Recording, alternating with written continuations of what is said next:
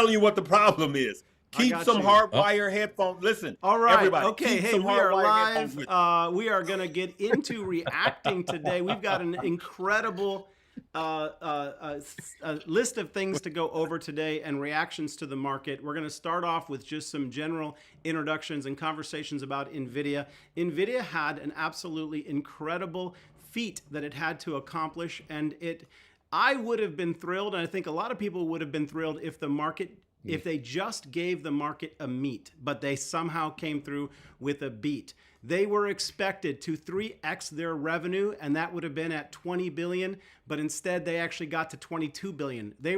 Some people believe that they might possibly 400% increase their earnings per share. They actually got to $5.15.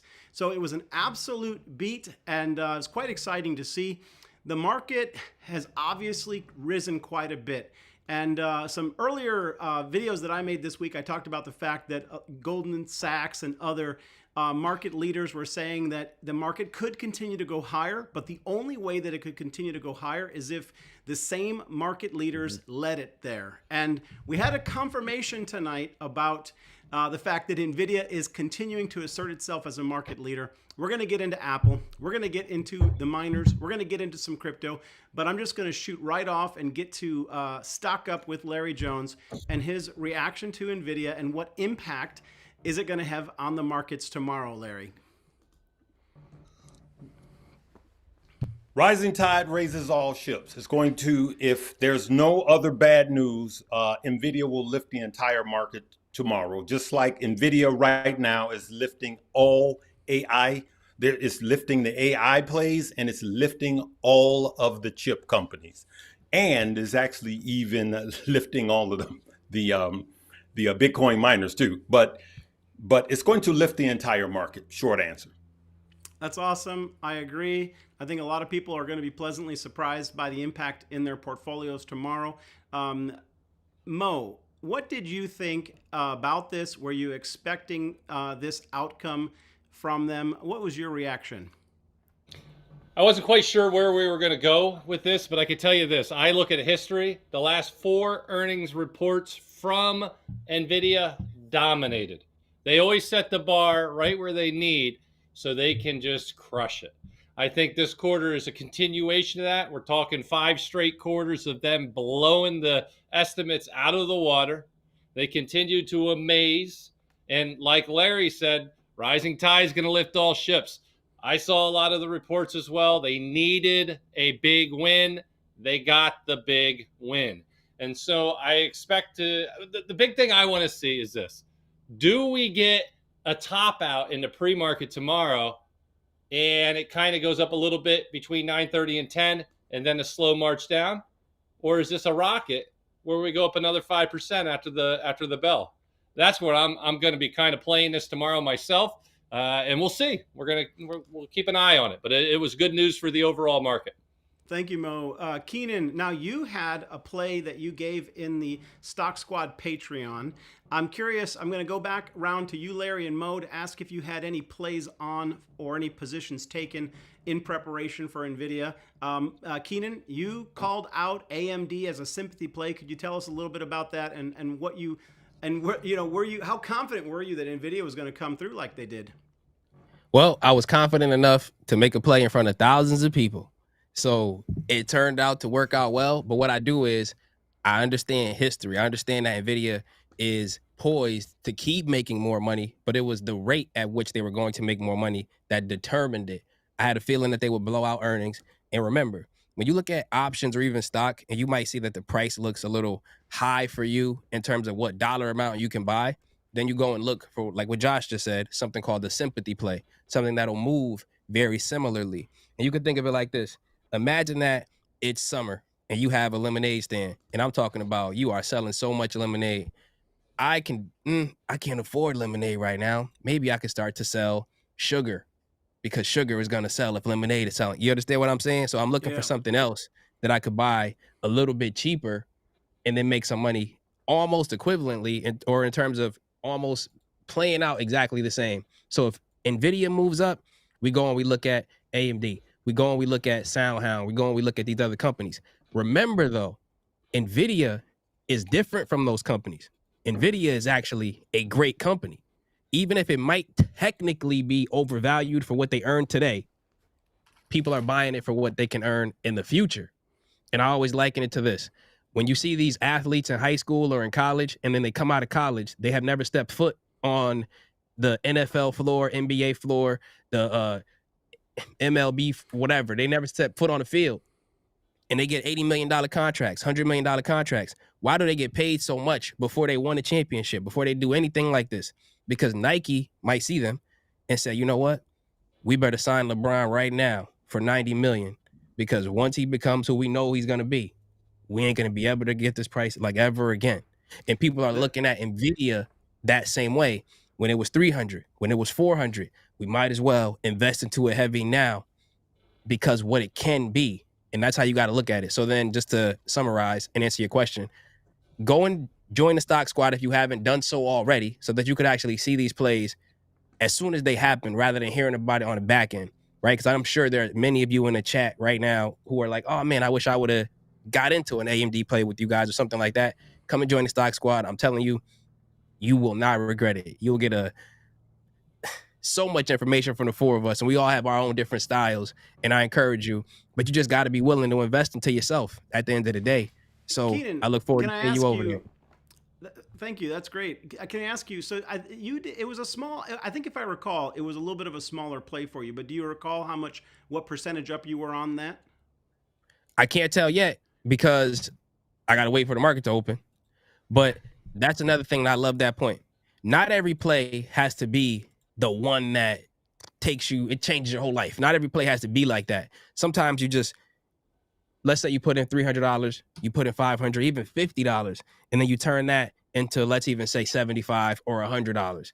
But what you're doing is, if you can get consistent, it only takes you like maybe $100 a day. If you can earn $100 a day in trading, to make like $25,000 in a year, and that's not even the full 365 days. That's 252 days that the stock market is open. If you can average these numbers, or even average like 25, you'll give yourself a $6,000 raise that you might not get at your W-2 job that you're working, your 9-to-5 job. You might not be getting a $6,000 raise. But when you can really put things into perspective, hey, if I make $25 a day, then I'll be able to get almost a $10,000 raise that I wasn't going to get at my job, right? So you could combat inflation by having information and having knowledge. And I always say, you want to learn the skills that'll pay the bills. You just got to be willing to invest. And you're going to invest one or two ways.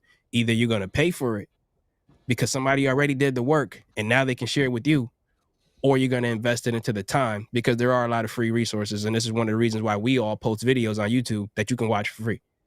Keenan, you nailed that AMD call. Well done. I hope everybody that made some money on Keenan's trade alert, please acknowledge that in the chat. Larry, I'm going to set you up with the next question. Before I do, I want to acknowledge Juana Riddick. Juana is always one of the very first people that comments on my videos. She's like the fastest to the trigger draw, and she sent a super chat. That was really appreciative. Thank you, Juana.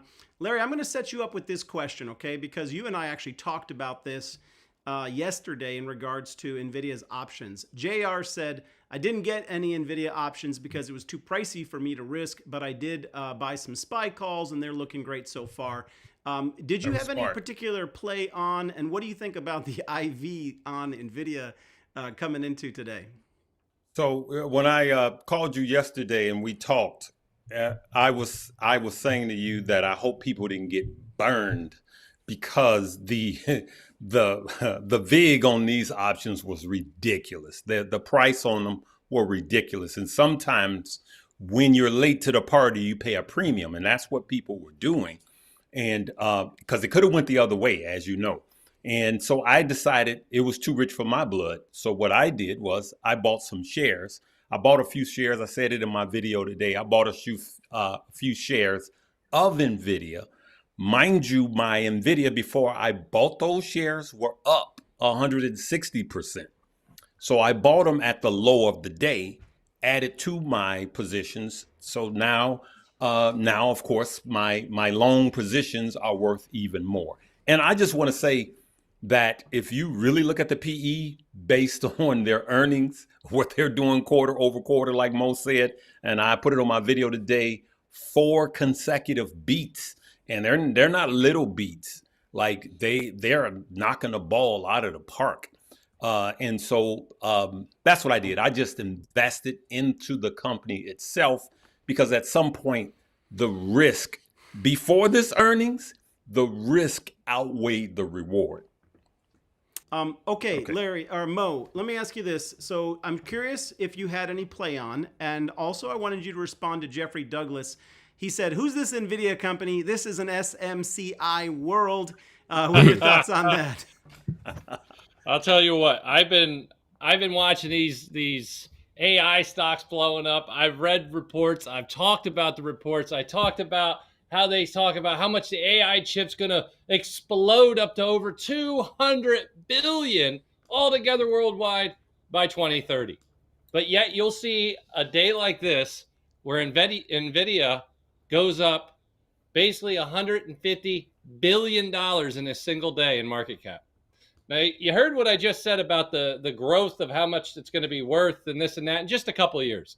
But you're seeing it priced in today for all these companies. So I didn't play any NVIDIA calls, no puts, no nothing. I just wanted to watch. Like it was a very interesting play. It could have went either way. We've heard companies before saying, you know, we're crushing it, but guidance could be a little iffy. You have other companies saying they're crushing it and the guidance is fantastic. So we didn't know. And at the end of the day, that's the idea. If you don't know, sometimes it's fun just to sit back and watch everybody else weigh the options and do what they're going to do. So it's fantastic. It's going to lift this market up another couple of percent. Like I said, I'm going to be playing the aftermarket here. I'm going to be playing in the morning. That's what I've been setting up for. That's what I'm ready to do. We will see where it goes, but I'm hoping for a massive run up tomorrow morning. I want to see this thing up 10, 15, 20% to have the market open. And then we will see if it repeats. I think it was about 2 earnings before on what it did then. And we know it just kind of skyrocketed all the way up. So I'll be watching the charts. I'll watch for a reversal. I'll be watching the 5, 13, and 50 EMAs. We'll see where it goes. That's how I'm going to play it tomorrow. It's going to be fun. Sweet. Thank you, Mo. Larry, real quick, you had something to say, but then I also wanted to ask you about your thoughts on Rivian and Lucid, but go ahead. Okay, great. So first, the sound, they were talking about the company sound, Josh, not the sound. That's why they were saying Josh sound, S-O-U-N. All right. So I was saying on my video today that I actually have a clip. Can you hear this? Go ahead. You can't hear that. Listen, Not yet. it's a clip from CM.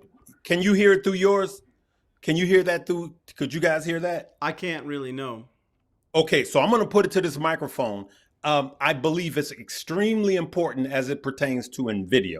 So I actually made this point on my video today, and this guy from CNBC said the same thing about what could happen tomorrow and what big money is doing.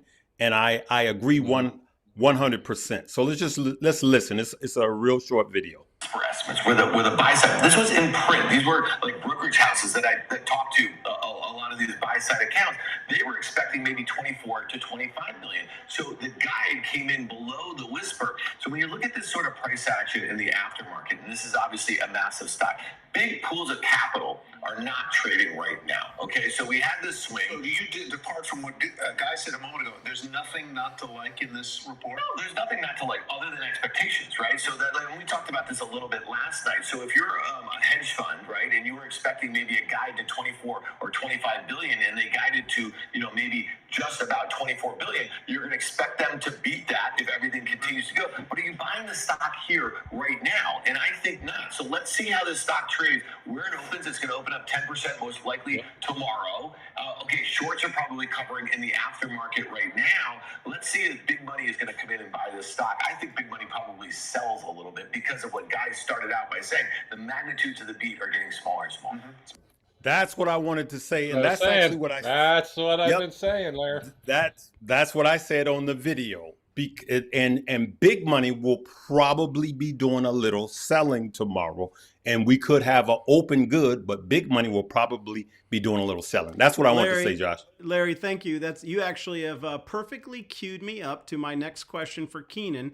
Keenan, I'm going to paint this picture for you, and then I'm gonna pitch it down to you and let you hit it out of the park. All right. Now I'm gonna briefly give my opinion, super small. I agree with what Larry said. I think tomorrow is one of the biggest and most important take profit days that we might see in 2024. We are extremely elevated levels, and we are seeing some significant parties begin to sell their stocks. Who are these parties? Well, right off the bat, we've seen some politicians who seem to be very well informed trimming positions. Warren Buffett has trimmed positions. Bill Gates dumped his Apple and 50 other stocks. Mark Zuckerberg, who famously holds on to his Meta, sold a pretty big chunk, and that's an unusual activity. Tommy Tuberville sold, another senator that sold. Now we're seeing a lot of people trimming their positions, right? And tomorrow we came off some good news. And this was the first thought that crossed my mind, Keenan, and I'm getting ready to set you up, man. First thought that crossed my mind is, what's the next big thing that's going to take the markets higher if it wasn't this? So what are your thoughts, brother? Superhero just said it in the chat. If Nancy Pelosi does anything, I'm talking about if she breathes, then that's going to move the market. So that's what we're looking for. But more seriously, right? Shout out to my guy Superhero for that, supporting the channel, supporting the movement. Now, I want to say this. When you think about if the market's going to go up higher or not, and you're waiting for a news catalysts are oftentimes a surprise, right? That's why they're news. You didn't really know this thing was going to happen. It's noteworthy. So instead of moving in fear of the news, move in light of the news. Move with knowledge that you know this is going to happen. Something's going to happen. It always does. So with that being said, when I get into a play, for example, how we jumped into the AMD call option, meaning we anticipated it to go up. We bought a call for AMD because we knew NVIDIA was going to push it. I started off, and the first thing I thought, and I told you I was a certified school teacher, and I actually still am to this day. My certification is still going. I'm actually going to keep it ongoing just because I earned it. But I was teaching engineering, and oftentimes in engineering, if you were to find something, you can teach the kids to reverse engineer it or look at a completed item and ask, how would we go about building this? If you want to get profit and you want to be a profitable trader, you almost have to reverse engineer your trades. So how I started that one, since I knew it would be a high risk, rather than being risky on the back end to say, oh, I blew up my account, I first started and said, you know what? How much money would I be willing to lose on this particular trade? So then let's say I got to $300. I'm only willing to risk $300. If I'm gonna hold a play overnight, I know two things. In the pre-market, my stop loss won't work. And in the aftermarket, my stop loss won't work. So if I'm willing to risk 300, then I can get into a $300 trade that can potentially go to zero. But that's all I'm gonna put in because I have information on the charts and the whispers that you keep hearing about on the stock market, which legally is not insider trading, but it's kind of weird. I hear all of these things. I see the price targets from all of the different institutions going up. I'm like, yeah, it make a lot of sense. The demand for AI is pushing NVIDIA up. All of this makes sense. I'm going to put in what I'm willing to lose for this particular play. I know I'm willing to lose $300, so that's all I'm going to play with. And then boom, I get in a play, reverse engineered it from the risk management side. And now I'm looking for it to go up. So All right, how can we Keenan. use this going forward? Think about whenever you get into a play. For example, if you wanted to get into NVIDIA right now, but you were not sure about where it was going to go, reverse engineer the loss. Say, okay, if I get in right now, it's 732. If NVIDIA went down to 660, all right, that might be like a $60 loss somewhere around there, right? $70 loss. That's all I'm willing to lose. Now you already preset the loss, so you won't just destroy your account. So you don't have to move in fear. You already set your worst case scenario. So when you move like this, it takes the fear out of the market. And people oftentimes don't think that they're trading with fear or they're trading with emotion, but fear is an emotion. that you're trading with, and you got to get past that fear by having a strategy. You know, Keenan, that's really good. It's always one of two things. It's either going to be fear or greed. Those are the two big emotions that drive me, and I imagine we're all in the same boat. Now, I got to pull out, I got my notebook, and I got to push on you a little bit, Keenan, because, I got this question. It wasn't directed towards you, but I thought about it. It was in one of my videos. Hey, Josh, since VOO is near a 52-week high, when do we sell? Now I want you to tell me yes or no. I'm going to push on you a little bit. Have you thought of taking any profits, brother? Because I know you got a big VOO bag. Big Josh, bag. you are not going to catch me selling my VOO until I am out of the game. When I'm out of the game, and I tell y'all this every time, you won't be able to see this too well, but you might be able to see the colors. On the back of my phone, there's this thing. It's green and it's red. It's really, really hard for you to see because of the glare, but you could kind of see it's green and it's red. Now, this is telling me it's called the 4% rule, also known as the rule of 25, meaning in retirement, you can take away or sell 4% of your portfolio basically every single year and live off of that forever without ever touching the principal, ever. So, for example, if you had $1 million, then you could basically sell 40K of it a year and then live off of that. I can't live off of 40K. So how about you get $2 million? That's your goal. So you get 80K. Then you could sell 80K a year and never touch into the 1 million on average per year. Obviously, things are going to fluctuate, but I'm thinking long term. What am I thinking with like that? My VOO position. For those of you that don't know, it's like the SPY, right? It's the S&P 500, but it's Vanguards, so they have a lower expense ratio. When you get into an ETF, you got to pay, but it's extremely low compared to others. So I say that to say, if you ever buy VOO or an ETF, you need to think, before I buy this, am I willing to hold this until retirement? So just to get to the point, Josh said, somebody said, yo, it's at a 52-week high. It's at a high. You're not thinking about it right. You think about NVDA when it's at a high, and you think about it like that. You think about Apple. You think about GameStop when they're hitting highs. That's a trade. We're talking about an investment. If you own the corner store near your house, and then, we hitting all-time high revenues, are you going to sell the corner store now? No, you're invested into the business. And that's how you got to look at VOO. It's something that you hold until you are done being in the corner store business. So think of it just like that. If you ever see the S&P hit an all-time high, guess what? In 2 years, it's going to hit another one. In a year after that, it's going to hit another one. Then it's going to fall. Then it's going to hit another one. If you sold every time the S&P hit an all-time high, you would have way less money than you would now because you keep selling your winners and holding on to those losers. Keenan, I cannot argue with that good sense. Despite that, I'm going to play the Bears advocate, and I'm going to come over to Mo, and I'm going to try to beat on Mo a little bit as a bear. I'm going to maul you, Mo. Mo, tell me for certain you got something you're going to lock in some profits on tomorrow. What are you going to sell into this rally? Or what's your thoughts, man? I got to tell you, man, I have one that's up $100,000 right now. I never talk about it. I'm actually thinking about it, and it's tough. And what am I talking about? Ethereum. I'll pull it up.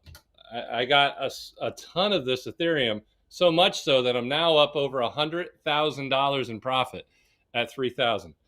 And so it's tough. When you see that kind of gain and that run, you ask yourself, when do you take profit? When do you lock it in? Do you let it go? And it's a tricky thing. So I thought about that. And I'm going to help everybody out. I'm going to pull up something on my screen here. Hopefully we can get this up. This is a little stock called Apple. And you guys said, when do you sell? It's at an all-time high. Well, watch this. At 35 cents, 55 cents, all-time high. $1.40, all-time high. $1.53, all-time high. Should we sell? It's at an all-time high compared to when it was at 26 cents. Then, $5, all-time high. Should we sell? It's at an all-time high. Ever. Now, it's been split many times. Back then, it wasn't 5. It was higher, but it's at an all-time high. $6 now. Then we keep going. 12, 13, 20. When do we sell, guys? It keeps being at an all-time high. My point to you is that you never know when it's going to end that all-time high. So you have your VOO weekly. I'm with Keenan on this. I put $100 a week in every single week, and I started this in 2022. It's up 20%, up a couple thousand. And then we did the same with crypto. I do that with Ethereum. It's not even back to where I started, but yet I'm up $7,000 just on $100 a week for 2 years. That is crazy. So I don't know. I am actually thinking about locking stuff in. I'm not sure. It's a big win. It's the biggest I ever had in a single play, Ethereum, or do I let it go? It's a tough question.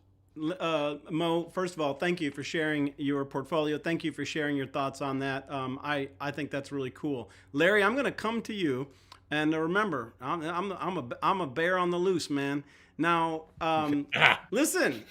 I mean, there's folks selling Apple. I don't disagree with what he just said, but the fact is, we've got some smart money techs, Mark Zuckerberg, Bill Gates.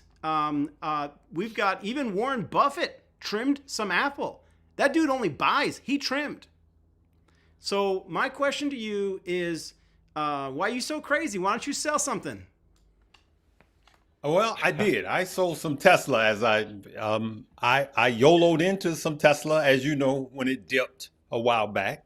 And I YOLO'd in and put about 50 grand in. I remember I called you the day I did. And then it ran back up and I sold it all. Took that profit and it came right back down.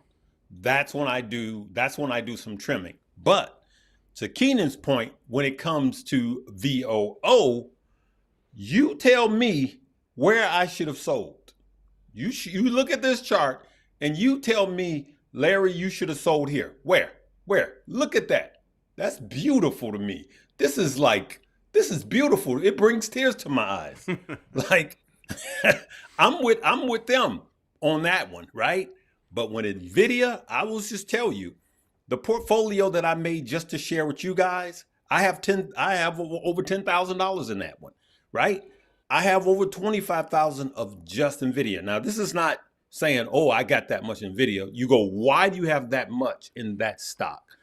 Right now, even if NVIDIA comes back down, understanding compounding interest is what Keenan was talking about, right? So with NVIDIA right now, I expect NVIDIA to be $1,000 in months, meaning by 2025, right? Even after a pullback, looking at everything that AI is going to do, I expect NVIDIA to be $1,000. So I don't care if it's not a straight line up. I don't care if it comes down and goes up, but I expect it to get there. But compounding interest, so you gotta be stock specific. When it comes to VOO, I'm gonna give that to my grandkids, some of it. But when I'm gonna enjoy some of it, and I'm gonna give some to my kids, and then hopefully they pass it along because I understand long-term compounding interest. The question, to answer your question, Josh, is when are you gonna need your money? When are you going to tap out? That's what Keenan was talking about. So I'm not tapping out for a while. And so I'm going to keep my VOO long term. But when it comes to stuff that pumps up really quick and you think it's going to come back down, then it's okay to do some trimming. Take a little haircut. Good advice. Lock in some profits. It's good advice. Now, and stuff like sound, SON, stock like that, if it ran up a lot, that's the type of stock I would be taking profits and doing haircut on and then buying back. Yeah. I completely agree with you guys. All right, I want to set this next question up. I think I'm coming to back to you, Mo, on this one. But I'm going to break down, we're going to get into crypto because I really want to cover this. I want to give the people what they want. I want to give them some of the miners in the crypto. I want to paint a picture. I took time to look at a bunch of cryptos and to look at their charts and to give a very simple rule of thumb. And I'm going to throw this out to you guys. You guys can respond how you like. But let's talk about how the cryptos are performing. And we're going to do it all based on their relationship to the 50 MA, which is pretty simple. We can all agree that above the 50 MA and above the 200-day moving average, things are going to the upside. Beneath the 50, it's bearish. The local trend may be going down, and things could be going to the downside. So here's what we've got. These are some of the best performing cryptos that happen to be in my watch list. The first one is Bitcoin, which is considerably above its 50-day moving average. So it's the chart, it's way up above its 50-day moving average. It's consolidating above 50K and it's moving sideways. So there is no bearish candle. There's no significant bearish signal. There's no breakdown of the price action on Bitcoin.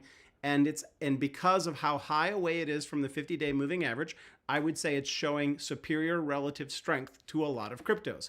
Now, I think this will surprise you guys because I'm going to go through them and maybe you guys can answer. Mo, you could lead off which one surprised you the most. So these are coins which are way above their 50.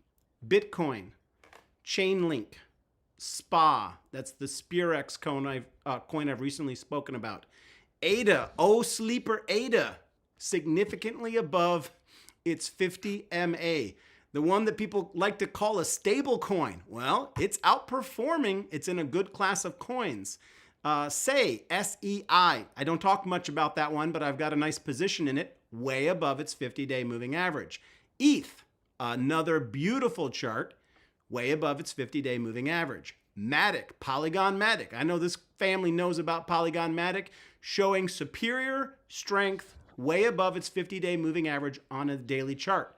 Orchid, OX, that's one that I own. It's way above its 50-day moving average. Tezos, XTZ. I sometimes feel when I look at my Tezos that why do I need this additional layer one competitor since I own Solana, since I own ADA? Why do I need Tezos? Well, it's way above its 50-day moving average. Helium, HNT, a popular coin, way above its 50-day moving average. All right.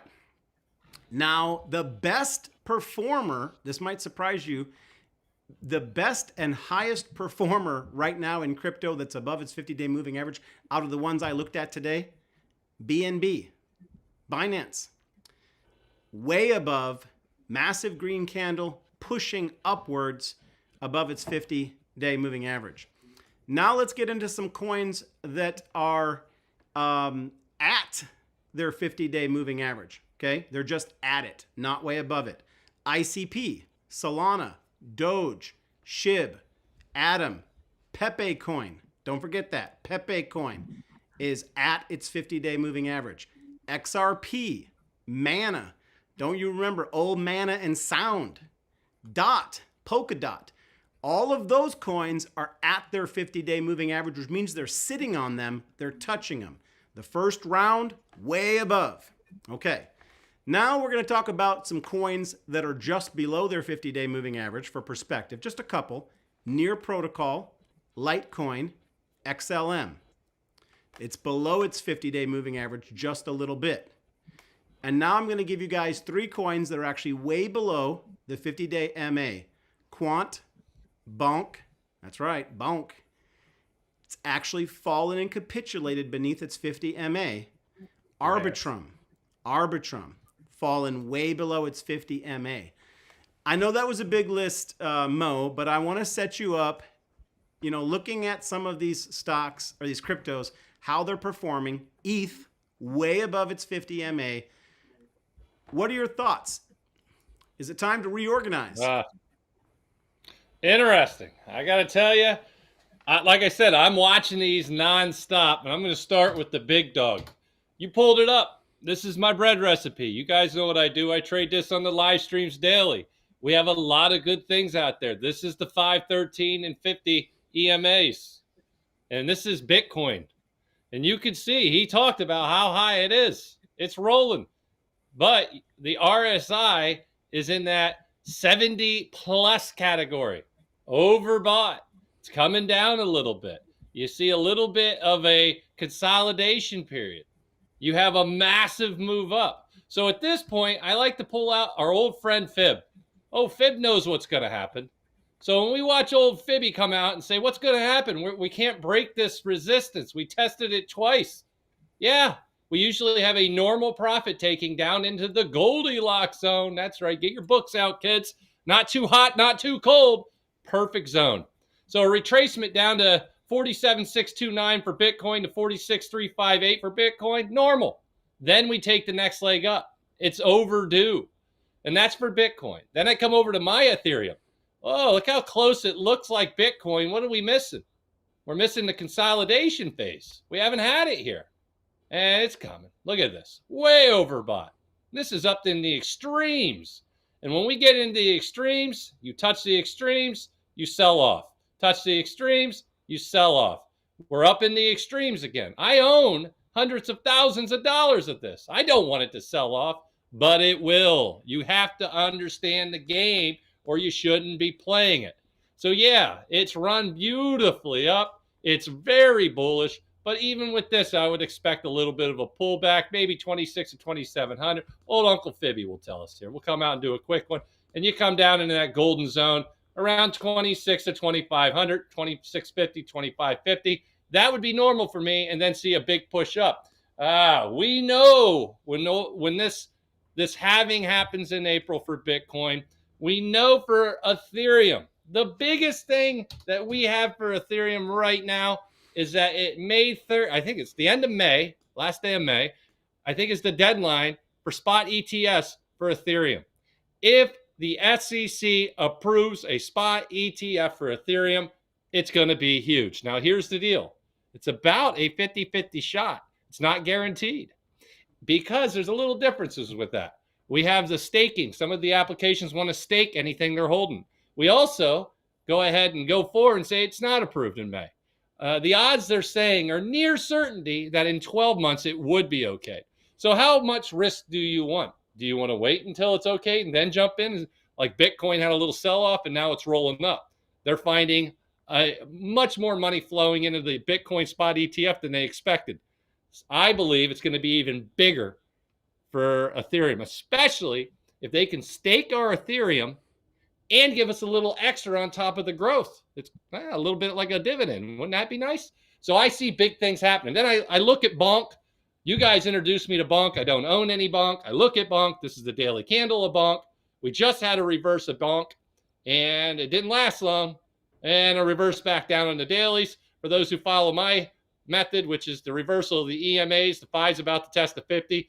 And we just got confirmation right here on the RSI turning bearish. But it's a roller coaster, up and down, up and down. So at this point, I'm kind of shrugging that one off because it's a little bit bearish for me. I'll stick to my Ethereum, which is a little overbought, but we have good things coming. Good things coming, hopefully. But I am waiting for the eventual pullback to that 2550 to 2650 zone for Ethereum before the next leg up. Thank you, Mo. I'm going to come to you, Larry, in a minute. I just want to comment that ETH is one of the only large cap cryptos that I'm interested in accumulating more, despite how much it's run up. I don't feel I have enough. And I think with the potential ETH ETF, which could come to be, and even the rumor, I don't even need them to get the ETF. Just the rumor alone could give us a sizable movement as it's getting flushed out in the market. And so I am not underweight ETH. I need more ETH. But, you know, and I think it's important. I think it's important for us to go through right now. I loved this exercise today because it was an eye-opening experience for me. We draw near all these coins, right? We put them in our portfolio. And, you know, surprisingly, we fall out of love with some coins. ADA. People love to turn their back on ADA. ADA right now is one of the top performers showing strength. Now you say, Josh, are you suggesting I buy ADA because you're telling me it's strong? I'm just simply telling you that it's in good company with some of the best performing cryptos in the stock market.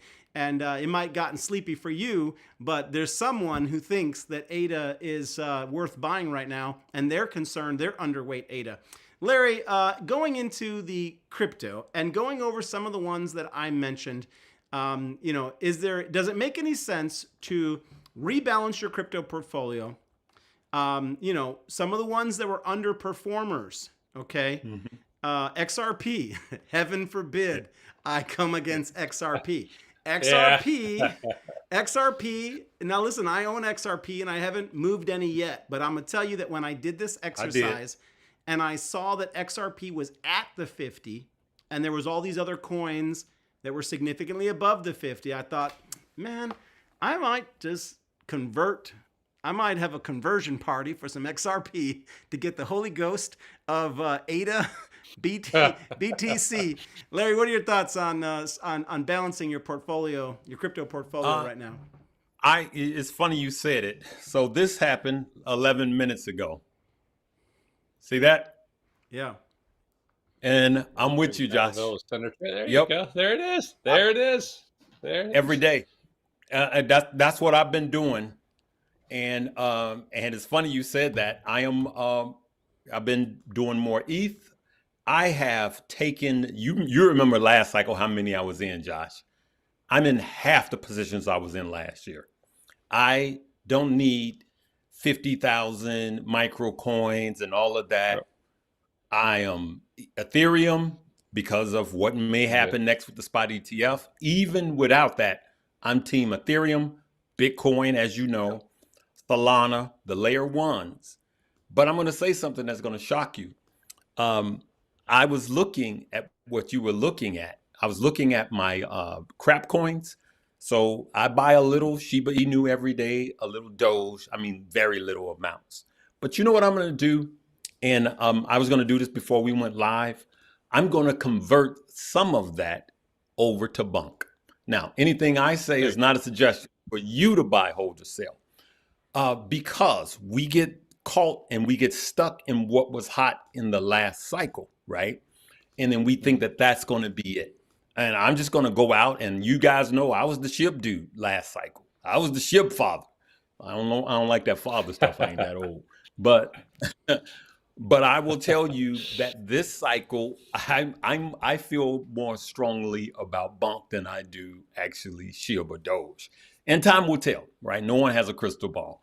But I want to increase my position because I have what I want with Shiba and Doge. So I'm not saying to sell your Shiba and Doge. I may be a little overweight in those in comparison to what I want with Bunk. Now, those are the smaller ones.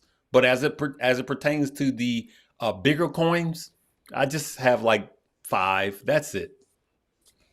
Okay, Larry, let me throw me back up there in center stage. I'm going to make you feel good about that Bunk for those who are looking. As you can see, just looking at the closing candles, you had a run up. Everybody saw that run up for Bunk. And as you topped out here and we retraced back down, anybody who follows the retracement knows it should retrace 50 to 61.8%. We retraced back down, came back up, retraced back in. Look what zone we're in right now. The perfect buying zone, the 50 to 61.8. So Larry, I absolutely get it. I just want you to know, anybody who would be buying this now, you are in the right zone for that next pump up if this is the one that blows up. So I feel I wouldn't have a problem because I like buying some of these. I call them retail coins. You call them poop coins, whatever you want to call them. I like being in that. I think some of them can go 10 to 20 to 30 to 50 to 100 times. They really can. Now, the odds are very, very slim they will. And you know what else, Mo? I like it when they pull back like this. I love it when Bunk pull back like this. Because it gives me an opportunity, to go in. Now, I dollar cost average. I buy a little every day. But I'm talking about Bunk, Shib, and Shiba Inu. But on days like this, I see these as opportunities. So when it dips low like this, I absolutely love it. I get excited. All right, I'm gonna get to Keenan, and actually, I would have loved to get your thoughts on this, Larry. So I might come back to you briefly for a brief comment because I got 2 or 3 things I really want to squeeze in. All right, so I know the minute I give this question, Larry's gonna be like, I know, I got an answer for that. But Keenan, so the ETFs, a lot of people are saying that we didn't get. I've been saying we didn't get the big pullback that we normally would get in the cycle. Let's talk about the miners right now. Okay, I looked at the miner stocks. None of them looked pretty. None of them had momentum. They all seemed to be pulling back. They were in a weird, awkward stage where they were sort of right above critical support, right beneath critical breakout. And the point is this: we never got a massive dip. And you know, in previous cycles, we get a minimum of 30 to 60%. And all we got was 20. A lot of people are saying that was the dip. That 20% was the dip because the ETF has cut the dip in half. It's cut the dip in half, all right? And so I'm just curious. You've had a good call recently. So has Larry on the miners. I know, but you specifically had a great call in the Discord just a couple days ago on the miners. How are you looking at playing the miners right now? Are you being patient? Where do you see them going? And how concerned should we be about another dip right before the halving? So I love that you asked me that because I got an exact and specific answer. A lot of these things are not difficult.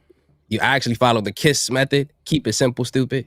And I'm just going to show you right here, right now for free. If you want to join the Stock Squad Discord, you can see when I actually do it. But if you're not and you want to just pay attention to this, Bitcoin is $51,000 right now.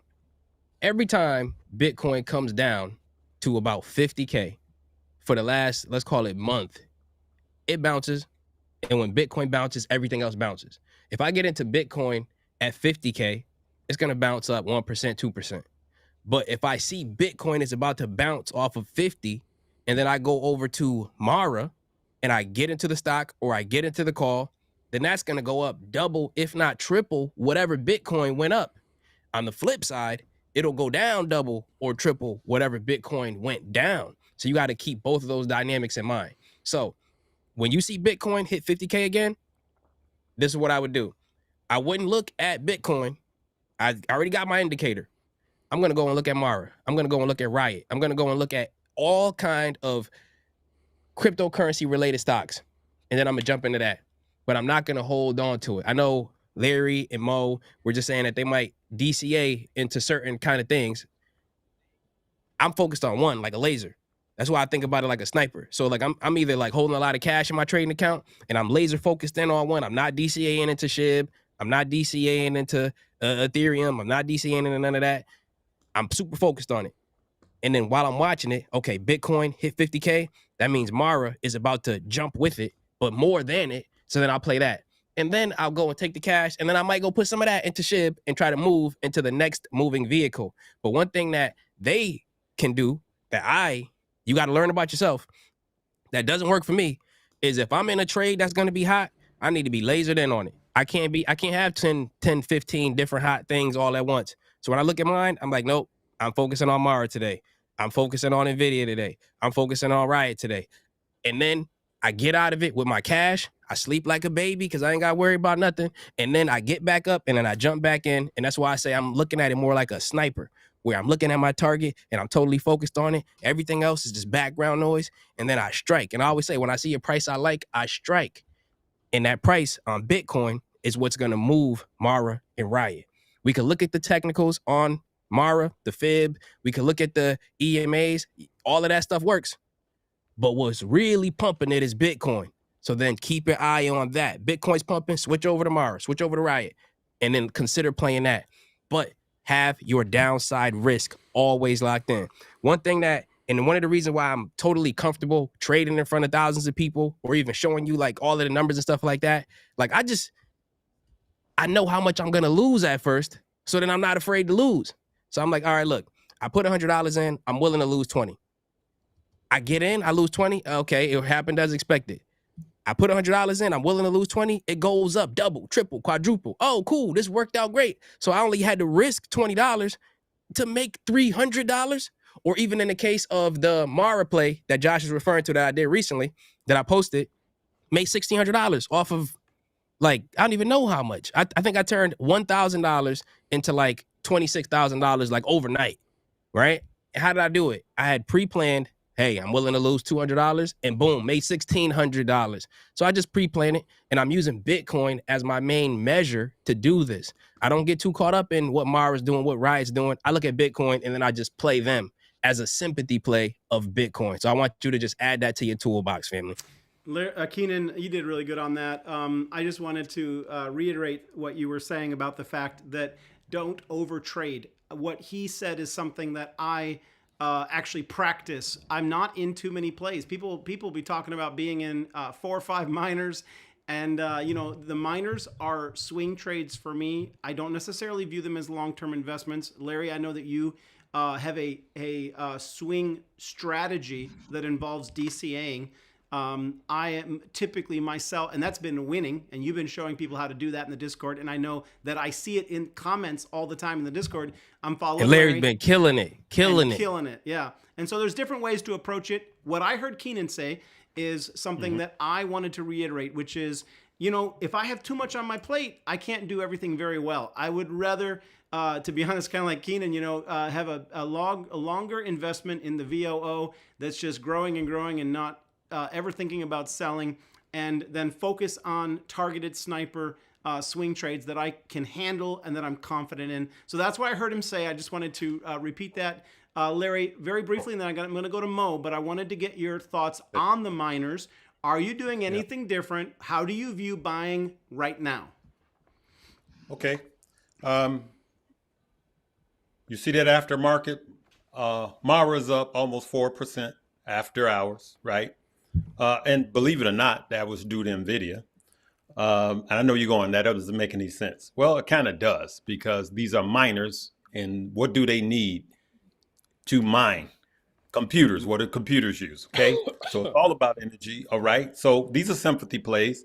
Riot is up after hours. CleanSpark is up after hours. Now, let's go to the daily. And I've been playing this dance probably better than I've done anything this long. I've been playing these actually since 2020. So as you could see, in the last month, CleanSpark has ran up massively, right? What has lagged really this year to date, is Riot. Riot has lagged, and I made sure a has. gap. Yes, and Riot is lagging. So what I would not be loading up on right now is CleanSpark, because CleanSpark, if there's a downturn, it has the longest to fall, right? But what has the room to go up is Riot. Now, there's a lot of things involved in that, you know, the computing power, what they're hodling as far as Bitcoin. And you guys know that I had the CEO of most of these companies on my channel where I interviewed them. So there are phases where my strategy changed. Last year, you guys saw me do options. You saw me make probably $40,000 to $50,000 just by doing options, right? We made enough to buy more than a Bitcoin. Now, because of the ETF, the spot ETF, it's changing the cycle, Josh. It's changing the crypto cycle. And there are more Bitcoin being bought by these ETFs than are being mined daily. So we have to see that we are running out of time for a big pullback in these miners.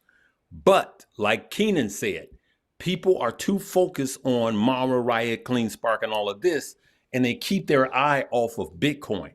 If Bitcoin is running, then you don't have to worry about it. What my strategy is, and this is one more minute, is I understand compounding interest.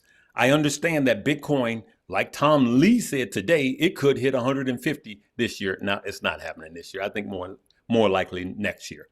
If that happens, where do you think the crypto miners are going to be?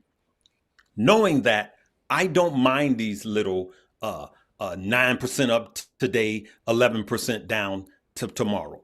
When they go down double digits, I simply buy. Now, one of the things I am going to do is I'm going to sell the rest, and I'm really going to just concentrate on my top 5.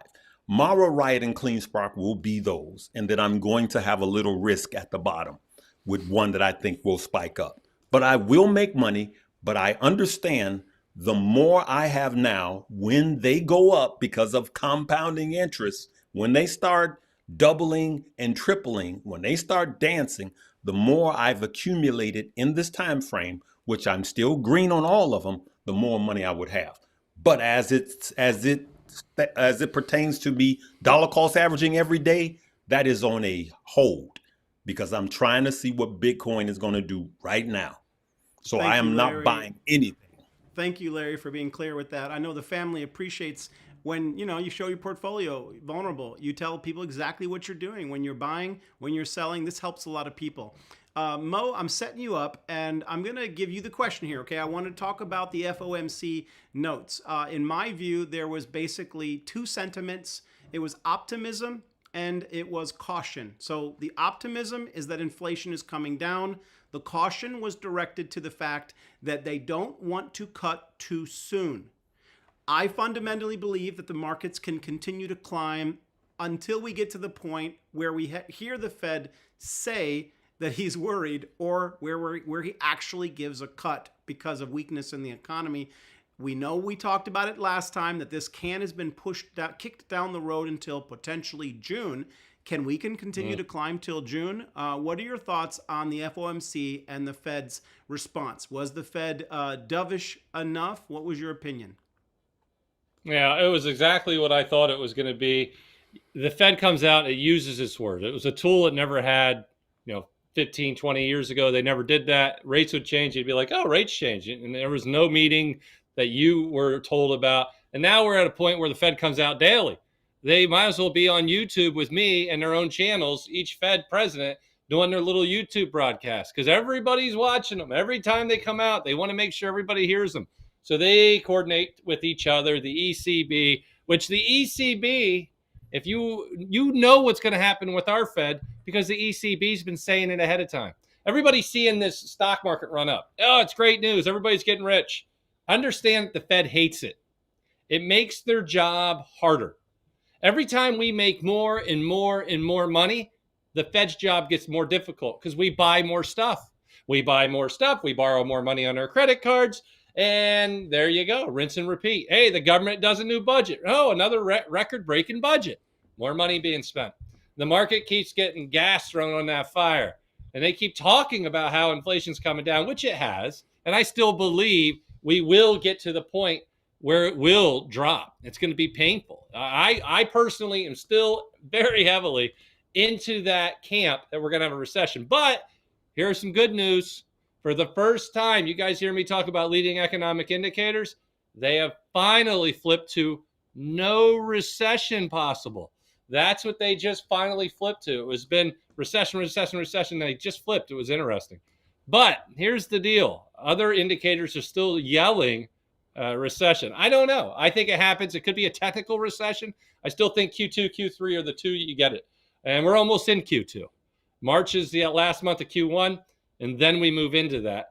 I could be wrong. Obviously, you got data from NVDA just crushing it. And it's like, how high can it go? Like, this is wild stuff. So the Fed's not happy about this. I'm telling you, they're not happy about it. They don't want to see people making all billions of dollars because it makes more demand. More demand equals higher inflation. It means their job's harder. Now, they came out and said in their notes good things. Hey, rate hikes are over. We're just going to hold pat. But we're going to hold pat for longer than I think people realize. And they were very clear on that. The ECB came out and said that our stock market's going higher is a problem for them. The market's going higher is a problem. It makes their job harder. Our Fed always says, oh, we don't pay attention to the markets. The ECB, who is best friends with the Fed, came out and said it makes our lives harder. So I am very cautious when we get up to these highs now, especially these extreme highs that you see, because I know the Fed's not going to like it. And it could take one statement by a Fed representative to push that market down 1, 2, 3, even 4%. And so I'm watching. I know they're not liking this. The strength is there for this continuation of the market rallies. Good things could happen for the market. But remember, when I think it's going to stop, and I do believe it's going to stop here soon, it's going to be a 2 to 5% down day. And everybody's going to be just scratching their head thinking, what just happened? It could be a bank goes out that no one knew about. It could be anything. So we'll see.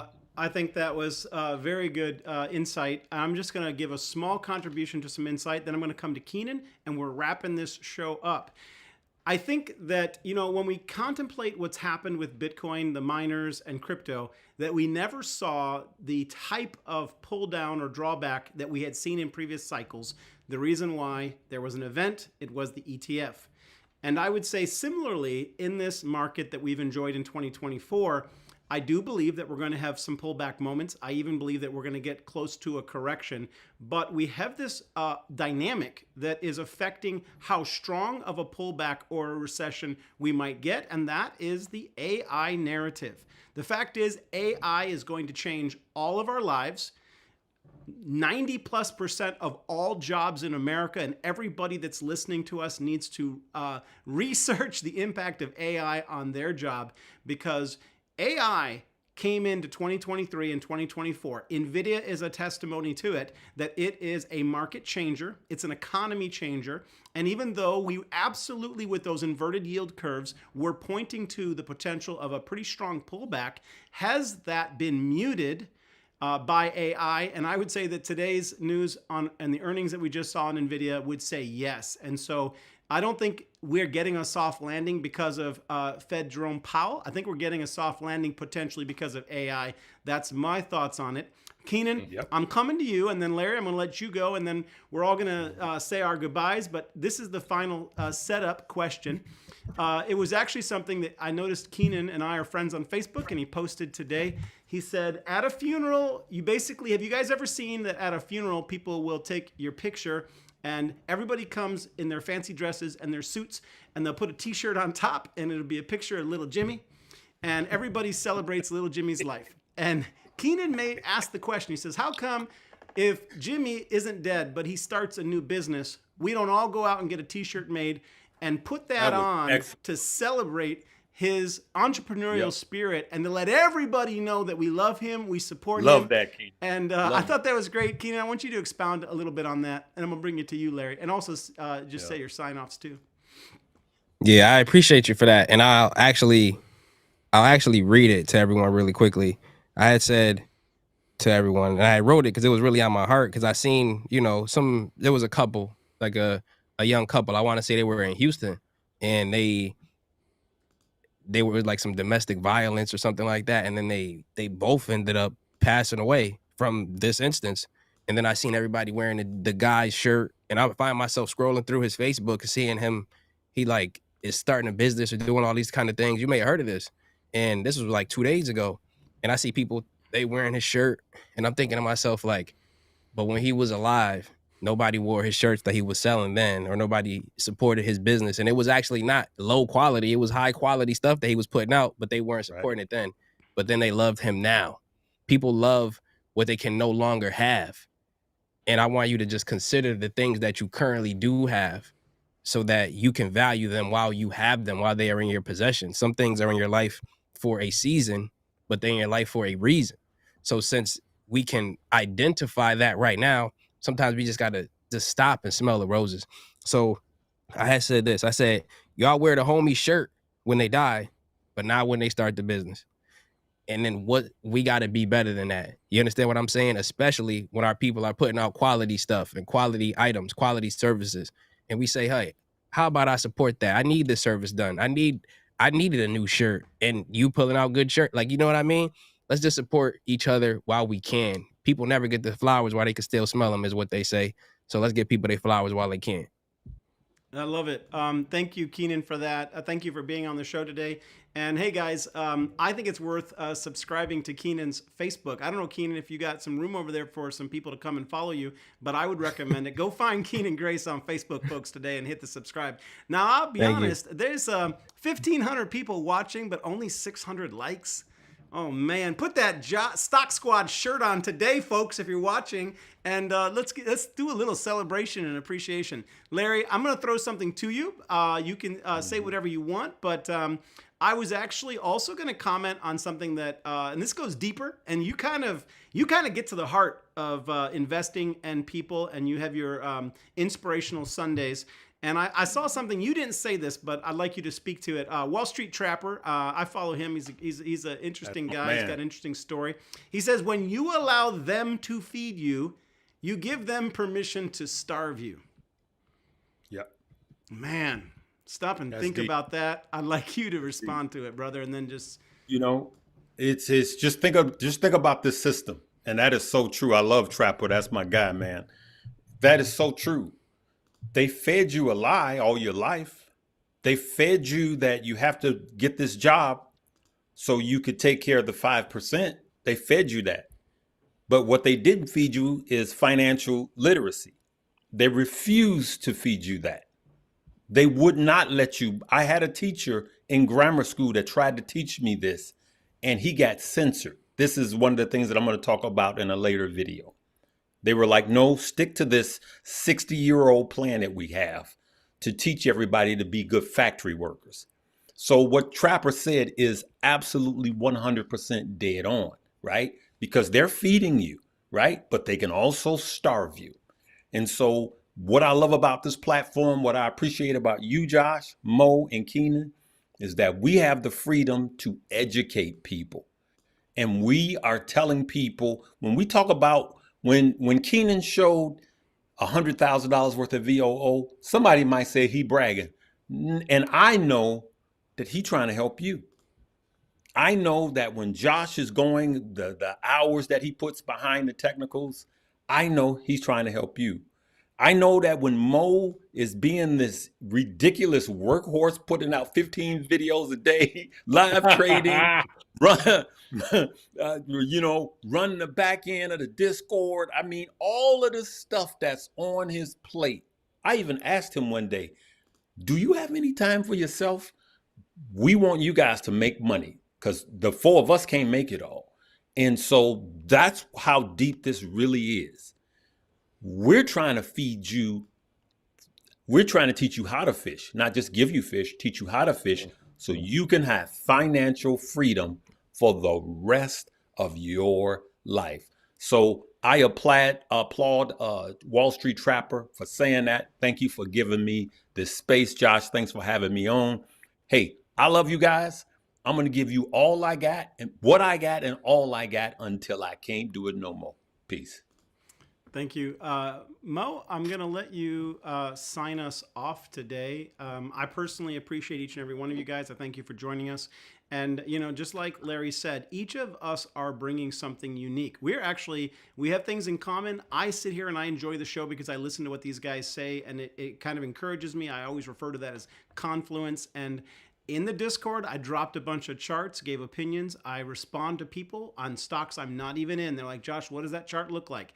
I do that in the Discord, and each of us has our own thing that we do in the Discord. And even after this show is over, we're going to have a meeting about how to make the Discord better for everybody who's in it. Mo, I'm going to let you close out the show today. Thank you for being here. What are your final thoughts? Well, first off, if you're not a part of the Stock Squad Patreon, I don't know what you're waiting for. Get over there, sign up today. You'll come in there. You got all four of us with our alerts in there.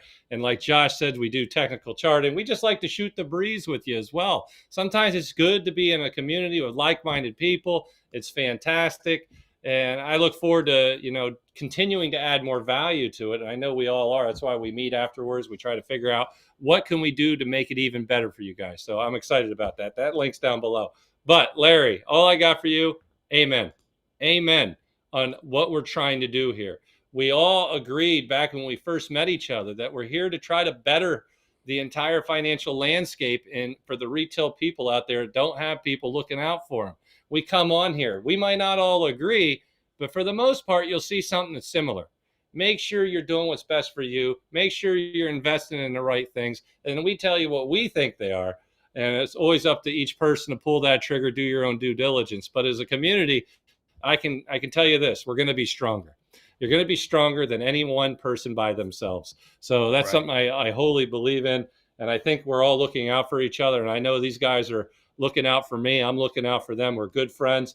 And we're here looking out for you as well. So I appreciate Josh allowing me on here. I love being here with Keenan and Larry as well. These guys are my best friends, and I just appreciate that. That to me is bigger than any investment we can ever make when we're investing in each other. I appreciate it once again. And like I said, we're gonna be over at the Stock Squad shooting the breeze later. So join up today. Come on over and talk with us. Thanks again. Thank you. Peace and blessings.